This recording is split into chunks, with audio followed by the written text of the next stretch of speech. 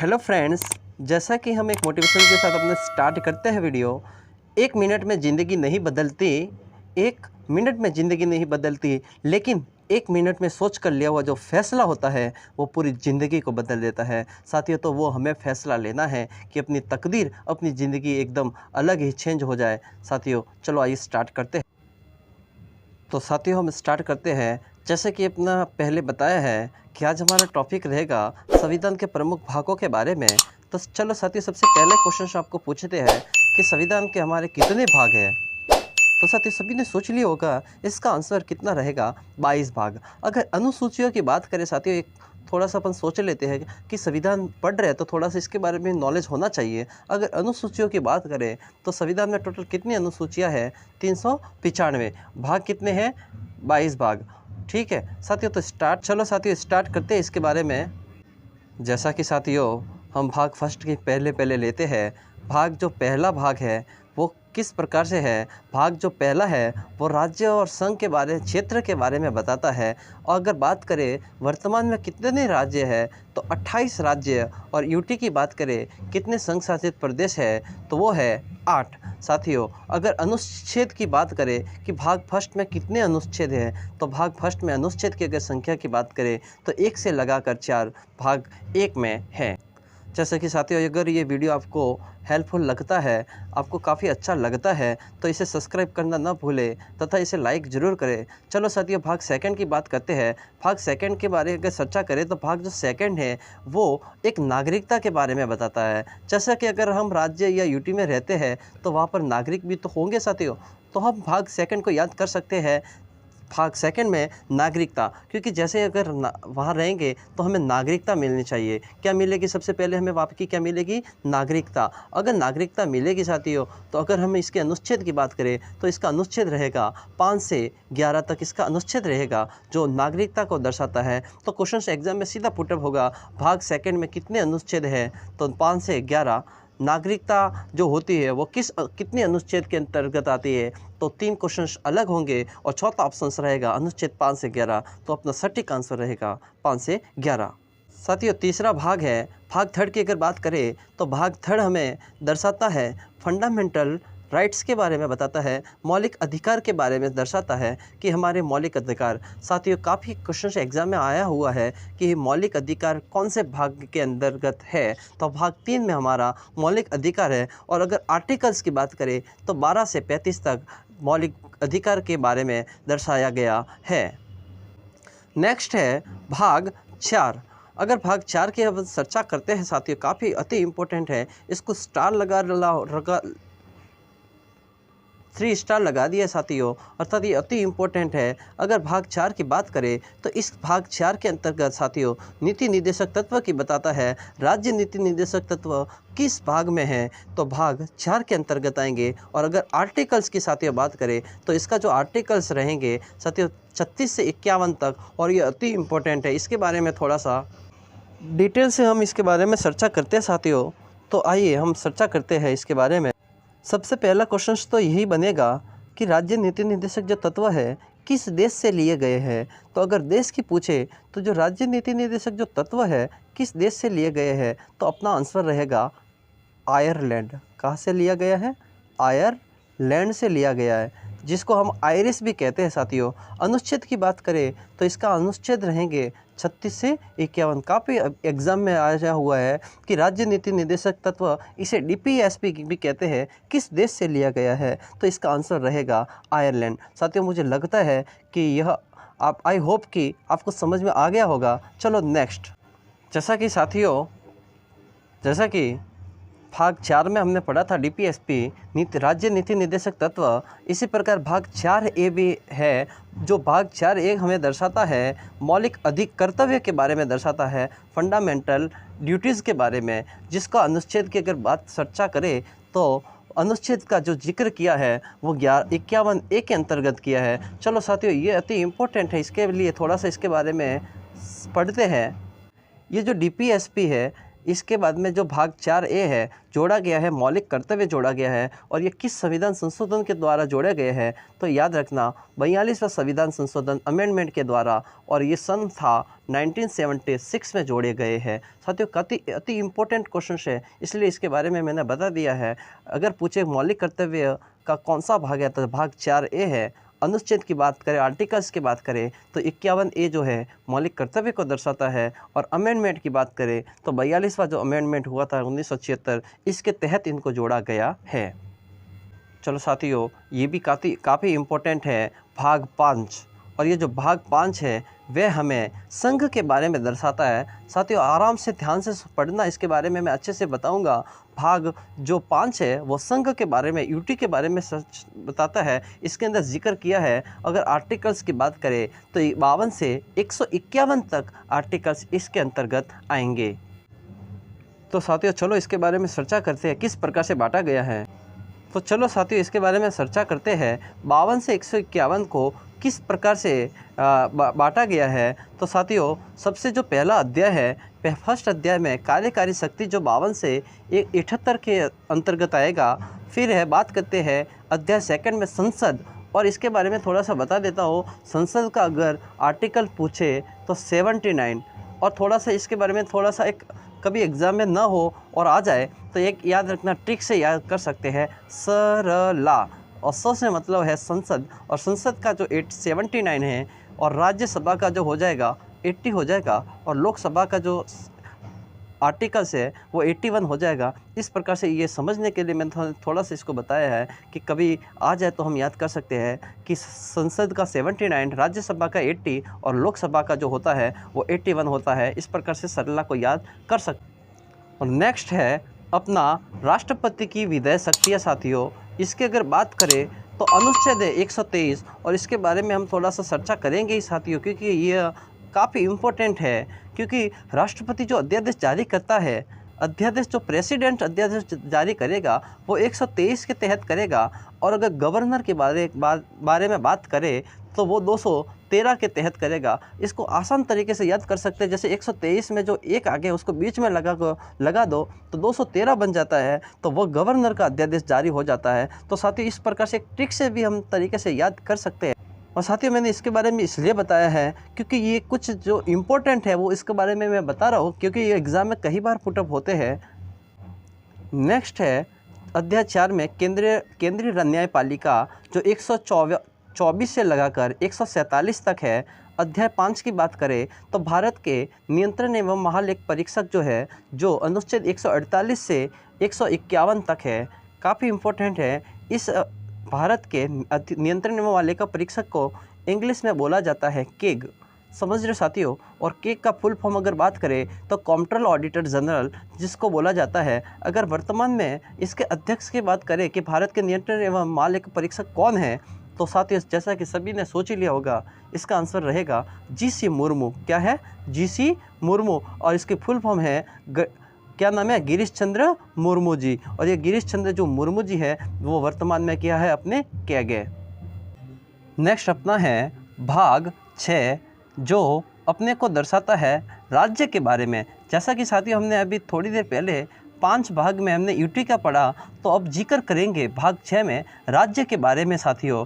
तो जो भाग 6 है राज्य के बारे में दर्शाता है, और इसके अगर आर्टिकल्स की बात करें तो आर्टिकल्स हो जाएगा 152 से 237। क्या रहेगा? 152। जैसा कि 151 तक यूटी के बारे में था, तो राज्य का हो जाएगा नेक्स्ट है 152 से स्टार्ट होकर 237 तक। ठीक है साथियों, चलो इसके बारे में चर्चा करते किस प्रकार से इनको बांटा गया है। चलो साथियों स्टार्ट करते हैं। जो भाग अध्याय 1 है इसके अंतर्गत राज्य के अंतर्गत जो सामान्य नियम के बारे में बताता है, अर्थात अनुच्छेद 152। अध्याय सेकंड में कार्यकारी शक्ति जो 153 से 167। अध्याय थर्ड में जो है विधानमंडल जो 168 से 212। अध्याय जो 4 है आ गया अपना वही वाला अध्याय 4 राज्यपाल की विधायी शक्तियाँ। साथियों अभी थोड़ी देर पहले हमने इसके बारे में चर्चा की थी, तो इसके बारे में भी हम पूरा पढ़ेंगे। जो राज्य की जो विधायी शक्तियाँ है, जो राज्यपाल जो अध्यादेश जारी करता है वो 213 के तहत करता है गवर्नर। जबकि हमने प्रेसिडेंट के बारे में कौन सा अनुच्छेद बताया था साथियों? प्रेसिडेंट जो जारी करता है वो 123 के तहत। किसके तहत करेगा साथियों? 123 के तहत। तो साथियों याद रखना अच्छे से, मुझे लगता है आई होप कि आपको अच्छे से समझ में आ गया होगा। तो साथियों अच्छी बात है, आप आज के बाद में अगर कोई भी क्वेश्चन सीधा इनके रिलेटेड आ जाए तो कभी गलत मत करना साथियों, काफ़ी अच्छे से समझ में आ गया होगा। चलो नेक्स्ट है अध्याय 5 जो है उच्च न्यायालय के अंतर्गत है 214 से लगाकर 232 तक। और अध्याय 6 की बात करें तो अधीनस्थ जो न्यायालय है जो अनुच्छेद 233 से लगाकर 237 तक। चलो साथियों राज्य के बारे में हमने अच्छे से पढ़ लिया है। नेक्स्ट हम बढ़ते हैं। जैसा कि साथियों भाग 4 की अगर हम चर्चा करते हैं साथियों, काफ़ी इम्पोर्टेंट है, क्योंकि यह जो भाग के बारे में मैं जब बताऊंगा तो आप समझ जाओगे साथियों। जो भाग जो 7 है वो आर्टिकल 238 के बारे में चर्चा करता है, और यह जो है संविधान द्वारा इसको पूरी तरीके से निरस्त कर दिया है साथियों। और किसके तहत किया है? 7वें संविधान संशोधन के तहत किया है 1956 में। तो इसको याद कर सकते हैं साथियों, इस तरीके से याद रख सकते हैं। भाग 7 है तो इसके पास जैसे 7 है तो 7, और ये संविधान का जो संशोधन हुआ था ये भी 7 हुआ था। इस प्रकार से हम लिंक से याद कर सकते हैं, जिसको अब वर्तमान में इसको पूरी तरीके से क्या कर दिया है साथियों? निरस्त कर दिया है, हटा दिया गया है। तो जैसा कि साथियों हमने भाग 5 में पढ़ा था राज्य के बारे में, और भाग 5 में हमने यूटी के बारे में पढ़ा, संघ के बारे में पढ़ा।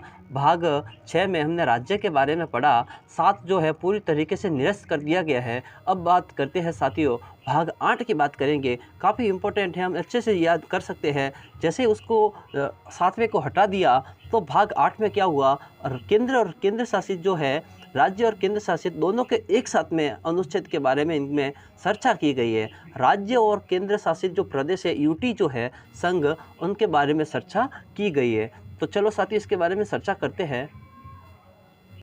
अर्थात इसका अगर अनुच्छेद की अगर चर्चा करते हैं साथियों तो 239 से लगाकर 242 तक इनके बारे में दर्शाता है भाग 8। नेक्स्ट साथियों ये भाग जो 9 है इसको मैं स्टार लगा रहा हूँ, और इसके बारे में बहुत जितनी इम्पोर्टेंट जानकारी होगी इसको मैं दूंगा। साथियों ये वीडियो आपको अच्छा लग रहा है, हेल्पफुल लग रहा है तो लाइक व शेयर करना ना भूलें, तथा सब्सक्राइब नहीं किए हैं तो इस वीडियो को एक बार सब्सक्राइब जरूर करें साथियों। चलो हम स्टार्ट करते हैं साथियों, भाग 9 की बात करते हैं, काफ़ी इंपॉर्टेंट है। सबसे पहला क्वेश्चन, भाग 9 जो है किसके अंतर्गत आता है, इसमें किसका जिक्र किया गया है? तो भाग जो 9 है साथियों इसके अंतर्गत साथियों किसका जिक्र किया है? तो पंचायत के बारे में बताया गया है। सबसे पहली बात। दूसरी बात, पंचायत में कितने अनुच्छेद है साथियों? तो आंसर अपना रहेगा 243 से 243 ओ। क्या रहेगा? 243 से 243 ओ। और साथियों इसके अगर अमेंडमेंट की बात करें तो यह 73वां अमेंडमेंट हुआ था, इसके तहत पंचायती के बारे में जोड़ा गया था साथियों। और अगर हम इसके बारे में अच्छे से जानकारी प्राप्त करना चाहें तो साथियों कह सकते हैं कि भारत में सबसे पहले किस राज्य में पंचायती राज व्यवस्था लागू हुई थी? तो इसका आंसर रहेगा राजस्थान। कौन सा रहेगा? राजस्थान। और राजस्थान में कौन सी जगह? तो रहेगा नागौर, और नागौर में भी एक गांव आता है बगदरी गांव।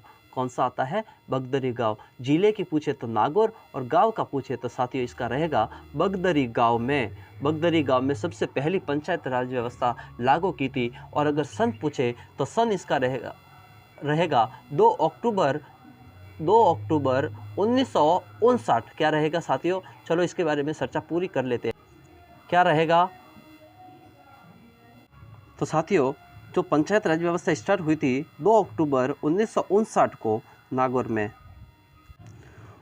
तो चलो साथियों इसके बारे में थोड़ा सा नोट के बारे में पढ़ लेते हैं। नोट के बारे में पूरे अच्छे से समझ में आ जाएगा। 73वां संविधान संशोधन जो अधिनियम जो था वो 1952 में अंतिम रूप से पारित हुआ, लेकिन जो लागू हुआ था 24 अप्रैल 1973। कब हुआ था? 24 अप्रैल 1993 को हुआ था। इसलिए आज हम जानते हैं राज्य पंचायती दिवस कब मनाते हैं? 24 अप्रैल को। तो ये लागू कब हुआ था? 24 अप्रैल 1993 को। कब हुआ था? 24 अप्रैल 1993 को। याद रखना अच्छे से साथियों। और पंचायती राज दिवस कब मनाते हैं? 24 अप्रैल।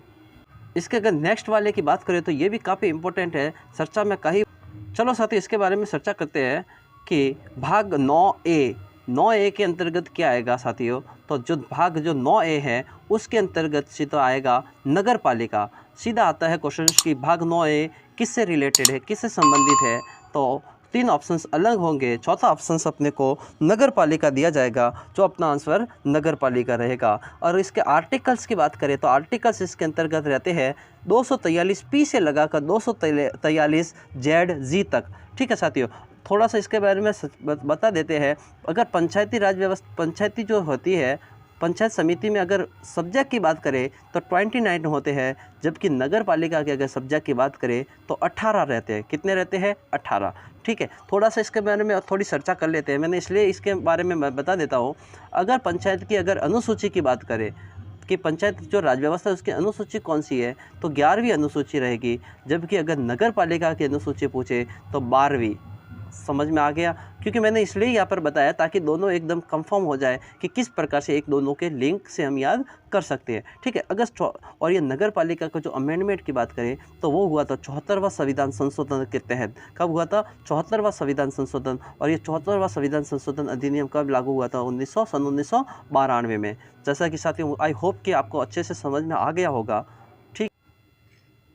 साथियों, अगर ये वीडियो आपको अच्छा लग रहा है, हेल्पफुल लग रहा है तो लाइक करना ना भूलें। सबसे पहले आप लाइक जरूर करें तथा सब्सक्राइब नहीं किया तो इस चैनल को सब्सक्राइब जरूर करें। साथियों, सबसे पहले अगर हम बात करते हैं, नेक्स्ट अपना आता है भाग 9B। और ये भी एग्ज़ाम में कई बार इसके बारे में क्वेश्चन आया गया है कि सहकार्य समितियाँ किस भाग के अंतर्गत आती है। तो क्वेश्चन सीधा एग्जाम में पुटअप होगा, तो अपना आंसर रहेगा भाग 9B। क्यों? क्योंकि भाग जो 9 है वो पंचायत से रिलेटेड है, भाग 9A नगर पालिका से रिलेटेड है, और भाग जो 9B है वो किससे रिलेटेड है? सहकार्य समिति से है। और इसके अगर संविधान संशोधन की बात करें तो वह 97वां संविधान संशोधन, और कब लागू हुआ था? तो ये हुआ था 22 अप्रैल 2013 को। आई होप कि आपको समझ में आ गया होगा। नेक्स्ट साथियों, जैसा कि अपना भाग 9 के बाद भाग 10 की बात करते हैं, और ये जो भाग 10 है ये ST SC के अंतर्गत आता है। इनके बारे में जिक्र करता है, अनुसूचित जाति और जनजातियों के बारे में इसमें जिक्र किया गया है साथियों। तो चलो इसके बारे में चर्चा करते हैं साथियों। और इसके अगर आर्टिकल्स की बात करें तो 244 से लगाकर 244A किसके अंतर्गत आएंगे? भाग 10 के अंतर्गत। भाग 11 की बात करते हैं साथियों, काफ़ी आपको अच्छे से समझ में आ जाएगा, आई होप। देखो, भाग 11 को याद करने के एक तरीके से हम याद कर सकते हैं, 1 + 1 कितना होता है? 1 और 1 मिलकर के 11 होता है। तो साथियों, हम इस प्रकार से हम याद कर सकते हैं, जैसे 1 और 1 मिलकर 11 होते हैं, वैसे ही संघ और जो राज्यों के बीच संबंध बताए हैं, अर्थात संघ और जो राज्य अलग थे उनके साथ में दोनों को एक साथ में संबंध बताया है। और अगर इनके बारे में अगर चर्चा करें तो इसका जो अनुच्छेद रहेंगे 245 से लगाकर 263 तक। साथियों, चलो आइए चर्चा करते किस प्रकार से ये रहे संघ व राज्य के बीच जो संबंध की बात करें तो अगर अध्याय फर्स्ट में है विधायी संबंध, और विधायी संबंध जो है 245 से लगाकर 255 तक है। और अध्याय सेकंड की बात करें तो यहाँ पर है प्रशासनिक संबंध, और प्रशासनिक संबंध जो है वो किसके बारे में बताता है? प्रशासनिक संबंध राज्य व संघ के दोनों के बारे में बता रहा है साथियों। और इसका जो आर्टिकल्स रहेंगे वो रहेंगे 256 से 263 तक। आई होप कि आपको समझ में आ गया होगा। साथियों, इसके बारे में मैंने थोड़े से अच्छे से डिटेल के बारे में बताया है, आप इसको PDF के माध्यम से अच्छे से पढ़ लेना। थोड़ा सा इसके बारे में मैं थोड़ा सा इसमें बताऊंगा साथियों। अगर संघ के विषय की बात करें, एक होते हैं राज्य सूची, और एक होते हैं संघ सूची और राज्य सूची, और एक होता है समवर्ती सूची। 3 सूचियाँ होती है साथियों। संघ सूची में सूची समान में कितने विषय रखे गए हैं? तो 100 विषय रखे गए हैं, 100 सब्जेक्ट है। राज्य सूची की बात करें तो इसमें 61 विषय सम्मिलित है। और समवर्ती सूची, साथियों इसके बारे में मैं बता देता हूँ, समवर्ती सूची होती क्या है? राज्य और संघ दोनों के जो मिलकर जो सूची होती है इसको समवर्ती सूची कहते हैं। और इसमें वर्तमान में 52 भाग है। कितने हैं? 52 विषय है। तो साथियों, एक बार हम अच्छे से पढ़ लेते हैं, संघ सूची में कितने विषय सम्मिलित है? संघ सूची में वर्तमान में कितने विषय सम्मिलित है? 61। कितना आंसर रहेगा? 61। राज्य सूची में, संघ सूची में साथियों कितने हैं? 100। कितने हैं? 100। राज्य सूची की बात करें तो 61, और समवर्ती सूची की बात करें तो आंसर रहेगा 52। आई होप कि आपको अच्छे से समझ में आ गया होगा। नेक्स्ट अपना पार्ट है साथियों, अपना भाग 12। भाग 12 क्या कहता है साथियों? वित्त, संपत्ति, अनुदान और वाद के बारे में बताता है कि संपत्ति, वित्त जो भी है इसके बारे में जिक्र किया गया है भाग 12 के अंतर्गत। और इसके अगर आर्टिकल्स की बात करें तो आर्टिकल्स हो जाएंगे 264 से 300A। याद रखना साथियों, सभी नहीं करो तो लेकिन 300A को ज़रूर याद करना। क्यों? क्योंकि हम इसके बारे में चलो चर्चा करते हैं किस प्रकार से है। जैसा कि साथियों अभी हमने बात की है कि 264 से 300A तो किस प्रकार से इनको बांटा गया है। तो पहला साथियों अध्याय 1 है, इसको वित्त के अंतर्गत है। इसी प्रकार अगर अध्याय सेकंड की चर्चा करें तो अध्याय सेकंड का अगर जिक्र करें तो इसमें ऋण के अंतर्गत बताया गया है। और इसके अनुच्छेद की बात करें तो 292 से लगाकर 293। अध्याय थर्ड की अगर चर्चा करें तो संपत्ति अनुदान अधिकार देयताएं दायित्व और छूट जो 294 से 300 के अंतर्गत है। लेकिन भाग जो 4 के अंतर्गत काफ़ी इम्पोर्टेंट है क्योंकि यह इसमें संपत्ति का अधिकार के बारे में चर्चा की है साथियों। अर्थात संपत्ति जो है साथियों, इस अधिकार को पहले यह एक मौलिक अधिकार था और ये जो संपत्ति का अधिकार है यह पहले मौलिक अधिकार था, लेकिन इसको 44वां संविधान संशोधन, किस संविधान संशोधन द्वारा? 44वां संविधान संशोधन जो हुआ था 1978 सन 1978, इसके तहत इस अधिकार को एक कानूनन अधिकार, एक विधिक अधिकार के रूप में घोषित किया और इसको भाग के अंदर फिर इस संपत्ति के अधिकार को भाग 12 के अंतर्गत रखा गया। ठीक है, और यह पहले एक मौलिक अधिकार हुआ करता था, लेकिन अब ये कौन सा है? एक कानूनन अधिकार है। और इसका अनुच्छेद की बात करें तो 300A काफ़ी इम्पोर्टेंट है, इसलिए इसके बारे में हमने चर्चा की है। साथियों, ये अगर वीडियो अच्छा लग रहा है तो इसे लाइक करना ना भूले। नेक्स्ट आर्टिकल्स अपना जो कहता है साथियों, नेक्स्ट आर्टिकल जो है भाग 13 को दर्शाता है साथियों। और जो भाग 13 है वो भारत के क्षेत्र के भीतर व्यापार, वाणिज्य और अंतर्राज्य के बारे में बताता है। अर्थात जितने भी बिजनेस है क्षेत्र के भीतर जितने भी बिजनेस वगैरह जो है भारत के, वो भाग 13 को दर्शाता है। अगर इसके आर्टिकल्स की बात करें तो आर्टिकल्स हो जाएंगे 301 से लगाकर 307 जो भाग 13 के अंतर्गत आते हैं। नेक्स्ट अपना जो है भाग 14 जो है काफ़ी इम्पोर्टेंट है, इसके बारे में हम काफ़ी अच्छे से चर्चा करेंगे साथियों। क्योंकि जो भाग 14 है वो संघ व राज्य के अधीन सेवा, जो सिविल सर्विसेज, जो एग्ज़ाम सेवा जो होती है उनके बारे में भाग 14 दर्शाता है साथियों। अगर इसके आर्टिकल्स की बात करें तो 308 से लगाकर 323। चलो साथियों, इसी के अंदर एक हम बात करते हैं आर्टिकल 315 क्या कहता है। आर्टिकल 315 जो है वो यूपीएससी से रिलेटेड है। किससे संबंधित है? यूपीएससी से रिलेटेड है, सिविल सर्विसेज सेवाओं के से रिलेटेड है। तो साथियों, अगर हम वर्तमान में अगर बात करें कि सिविल सर्विसेज का जो अध्यक्ष कौन है, काफ़ी इम्पोर्टेंट है क्योंकि एग्ज़ाम में कहीं अब की बार 110% एग्ज़ाम में पुटअप होता ही होता है कि यूपीएससी के वर्तमान में अध्यक्ष कौन है। तो इसका आंसर क्या रहेगा? प्रदीप कुमार जोशी जी। कौन है? आंसर क्या रहेगा साथियों? इसका आंसर रहेगा प्रदीप कुमार जो जोशी जी है। प्रदीप जोशी जी जो है वो वर्तमान में यूपीएससी के अध्यक्ष है साथियों। काफ़ी मुझे लगता है कि आपको अच्छे से समझ में आया होगा, आई होप कि। तो साथियों, इसको अच्छे से याद रखना। और यूपीएससी का अगर आर्टिकल्स की बात करें तो 315 है वो यूपीएससी को दर्शाता है। साथियों, ये अगर वीडियो आपको अच्छा लग रहा है कि वीडियो हमारे लिए काफ़ी हेल्पफुल है तो इस वीडियो को लाइक करना व सब्सक्राइब करना न भूले साथियों। अगर आपके हमारे किसी फ्रेंड्स ने अगर नहीं किया है तो साथियों अपने इस यूट्यूब चैनल को सब्सक्राइब व लाइक ज़रूर करें साथियों। आपको आने वाले वीडियो में काफ़ी अच्छी जानकारी व अच्छे वीडियो दिए जाएंगे। नेक्स्ट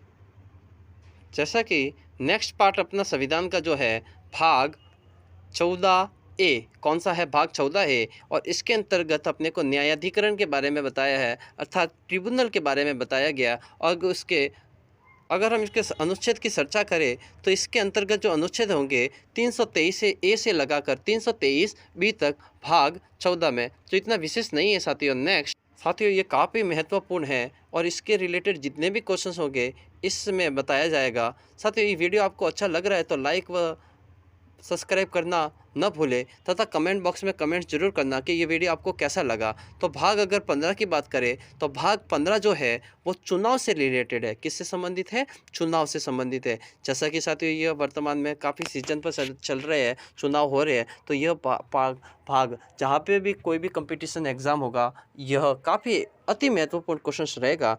तो चुनाव से रिलेटेड है। तो साथियों इसके अनुच्छेद की बात करें तो अनुच्छेद हो जाएगा 324 से लगाकर 329 ए। कौन सा हो जाएगा? 324 से 329 ए। अगर वर्तमान में चुनाव अध्यक्ष की बात करें साथियों, वर्तमान में चुनाव अध्यक्ष कौन है? तो जैसा कि हमें पता है, पहले कौन थे?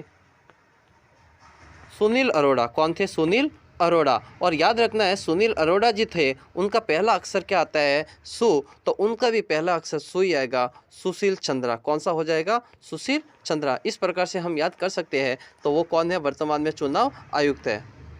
साथ ही जैसा कि भाग 16 की हम बात करते हैं, तो 16 जो है, भाग 16 में कुछ वर्गों को विशेष संबंध में विशेष प्रावधान दिए गए। कुछ वर्गों के विशेष संबंध में विशेष प्रावधान किस भाग में दिए गए हैं? तो भाग 16 के अंतर्गत दिए है। और अनुच्छेद की अगर बात करें तो 330 से लगाकर 342 जो है वो भाग 16 के अंतर्गत आएंगे।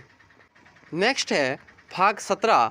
साथियों, भाग 17 जो है काफ़ी इम्पोर्टेंट है और ये भाग से काफ़ी क्वेश्चंस एग्जाम में पुटअप होते हैं कि भाग 17 जो है आधिकारिक भाषा के अंतर्गत आता है, जो राजभाषा के अंतर्गत आता है। क्वेश्चंस है जैसे कि अनुच्छेद 343 किससे रिलेटेड है? तो अनुच्छेद जो 343 है हिंदी भाषा से संबंधित है। तो जो आधिकारिक जितनी भी भाषा है उसके अंतर्गत जितने भी क्वेश्चंस है वो भाग 17 के अंतर्गत आएंगे। जैसा कि फ्रेंड्स हम इसके बारे में चर्चा करते हैं कि किस प्रकार से 343 से 351 तक है। तो चलो साथियों, इसके बारे में हम चर्चा करते हैं। अध्याय फर्स्ट जो कहता है संघ की भाषा, जो 343 से 344 तक है। अध्याय सेकंड जो है क्षेत्रीय भाषा के अंतर्गत 345 से 347 है। अध्याय थर्ड में अगर बात करें तो उच्चतम न्यायालय में उच्च न्यायालय व आदि भाषाओं के बारे में अनुच्छेद 348 से 349 के बारे में बताया गया है। अध्याय 4 में विशेष निर्देश दिए गए हैं जो 350 से 351 तक। तो हमने जितनी भी आधिकारिक भाषा के बारे में हमने चर्चा की, 343 से 351 के बीच में भाग के बारे में, चारों अध्याय के बारे में हमने चर्चा की। नेक्स्ट ये भाग है, काफ़ी इम्पोर्टेंट है और ये एग्ज़ाम के लिए काफ़ी महत्वपूर्ण है।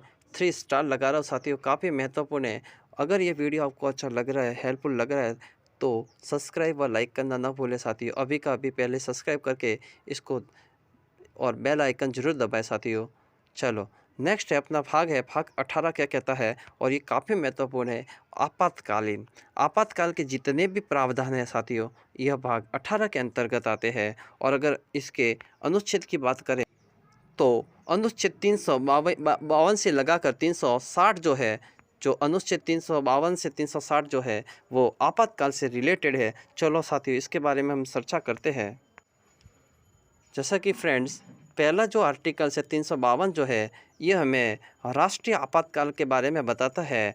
किसके बारे में? 352, क्योंकि पहले जो होगा वो राष्ट्र के बारे में होगा, तो 352 किससे रिलेटेड हो जाएगा? राष्ट्रीय आपातकाल के बारे में।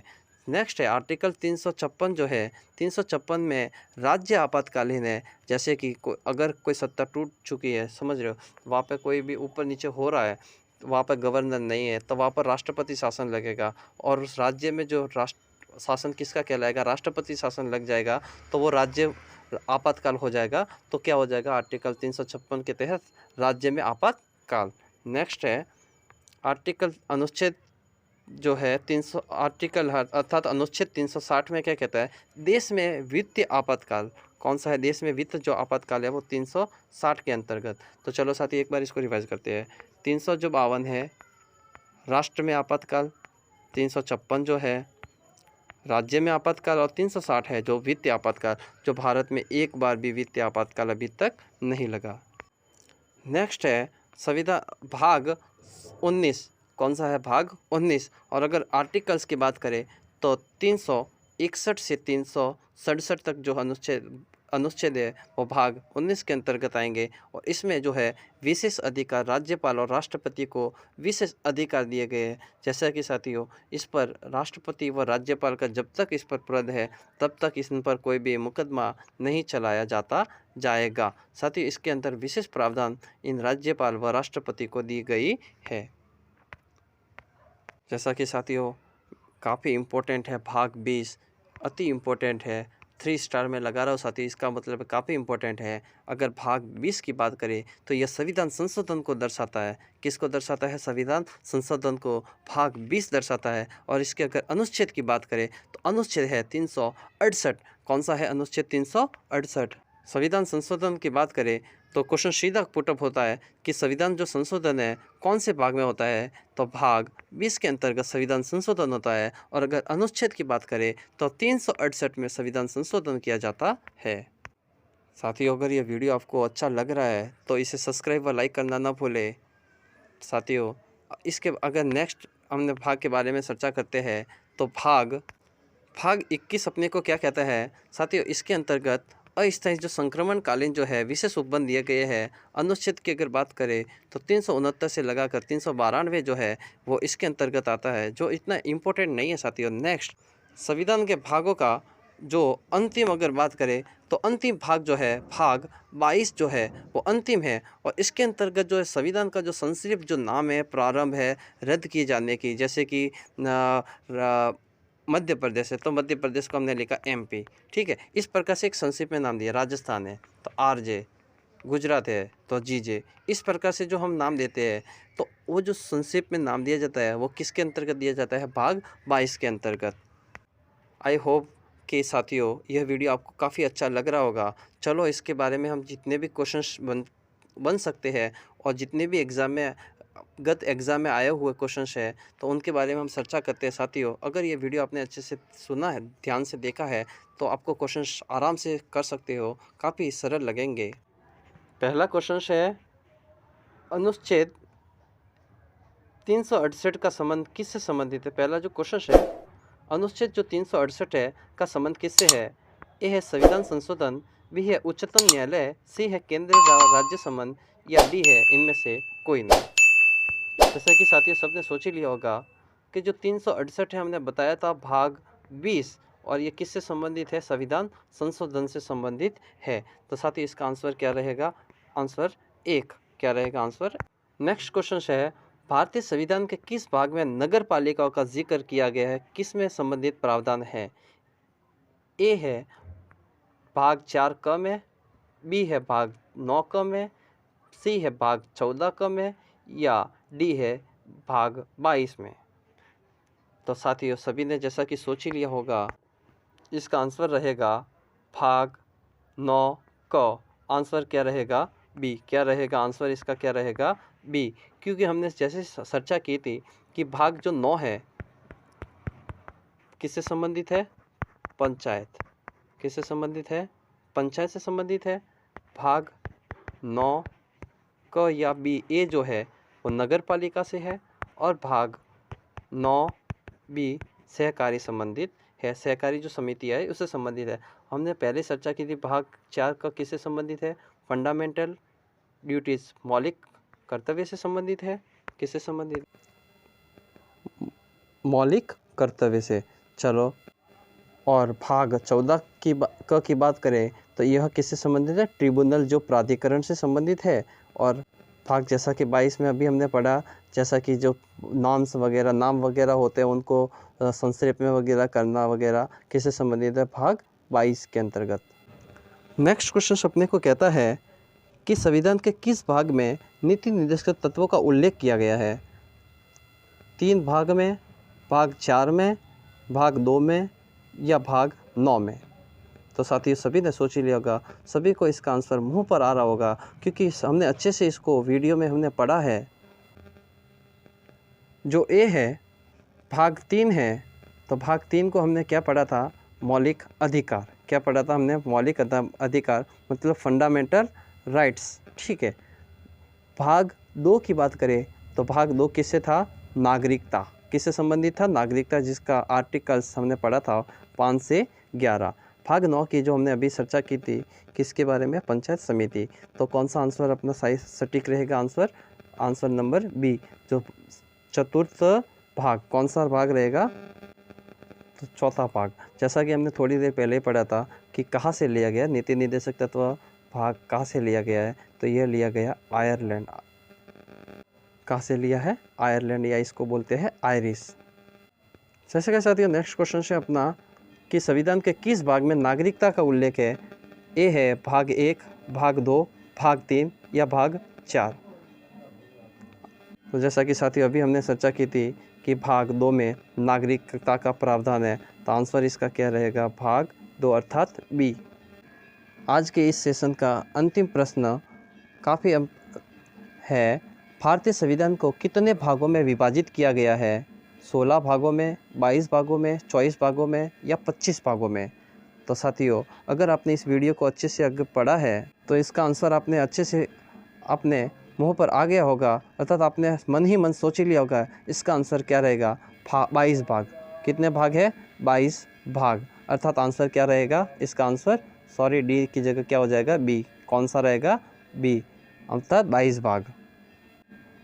हेलो फ्रेंड्स, अगर आपको ये वीडियो आपको अच्छा लगा है, आपको लगता है कि यह वीडियो काफ़ी हेल्पफुल है, तो साथियों इसको सब्सक्राइब करना न भूलें तथा बेल आइकन में बेल का घंटी का बटन ज़रूर दबाएं तथा साथियों लाइक करना न भूलें। साथियों अगर आप किसी फ्रेंड्स ने अगर लाइक नहीं किया है तो इस वीडियो को लाइक ज़रूर करना। साथियों ये वीडियो आपको काफ़ी हेल्पफुल वीडियो आते रहेंगे, इसलिए मैं आपका फ्रेंड्स मुकेश नामदेव। तो चलो साथियों इसी के साथ हम अलविदा लेते हैं, नेक्स्ट वीडियो में मिलते हैं। जय हिंद, जय भारत।